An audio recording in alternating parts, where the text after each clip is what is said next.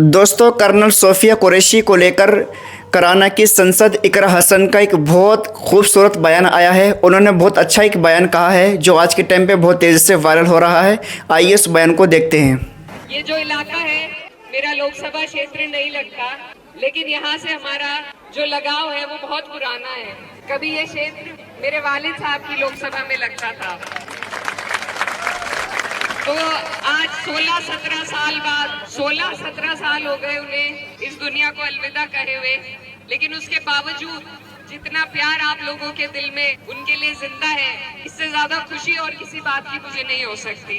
तो मैं दिल की गहराई से आपका शुक्रिया अदा करती हूँ।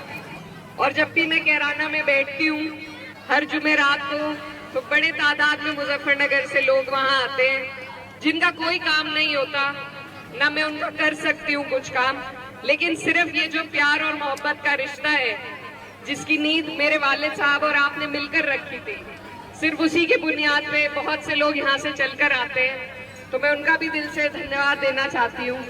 ये जो लगाव है इसका कोई मोल नहीं है।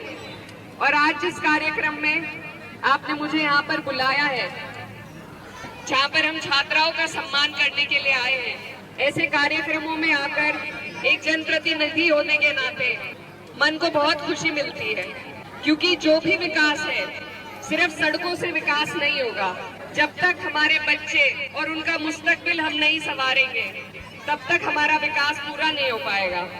तो जरूर सड़कें भी जरूरी है, बिजली भी जरूरी है, पानी भी जरूरी है, लेकिन सबसे ज्यादा अगर कुछ जरूरी है तो वो तालीम है, शिक्षा है। और खास तौर पर मुझे बड़ी खुशी हुई यहाँ इतनी बड़ी तादाद में अपनी बहनों को देखकर। और मेरी हर जगह यही कोशिश रहती है कि क्योंकि हमारा जो इलाका है यहाँ पर लड़कियों को कम और लड़कों को ज्यादा पढ़ाया जाता है, तो ये जो हमारी रीत है इसको हमें बदलना पड़ेगा। ये बदलाव आपको और हमें समाज में लाना पड़ेगा।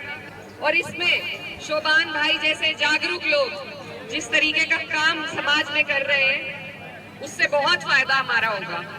तो ऐसे लोगों के लिए एक बार मेरी आपसे गुजारिश है कि तालियों के साथ इनका धन्यवाद हम सबको करना चाहिए। और अगर तालीम पे ध्यान नहीं देंगे तो चाहे कितनी भी सड़कें और हाईवे निकल जाए, हम पिछड़े के पिछड़े रह जाएंगे।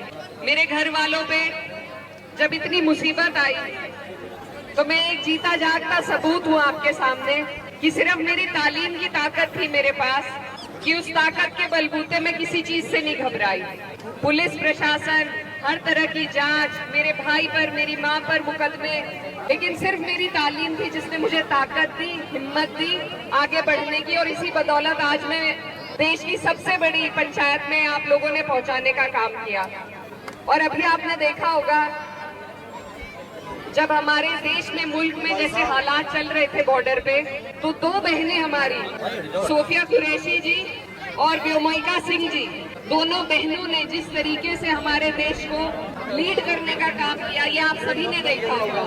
तो इसीलिए मैं बस आप सबको ये कहना चाहती हूँ कि ये फर्क नहीं पड़ता कि हम किस गांव से आए हैं, किस छोटी जगह से आए हैं। अगर हमारी सारी बहनें जो यहाँ खड़ी हैं ईमानदारी के साथ मेहनत करें, आगे बढ़े, और जितने भी घर के लोग उनके यहाँ पर मौजूद हैं वो अगर उनको सहारा दें, आगे बढ़ाने का काम करें, तो हमारे हर एक जिले से एक सोफिया कुरैशी, एक व्योमिका सिंह, इस तरह की महिलाएं निकल सकती है। अभी यूपीएससी का रिजल्ट आया था, हमारे क्षेत्र से लगभग 5 महिलाएं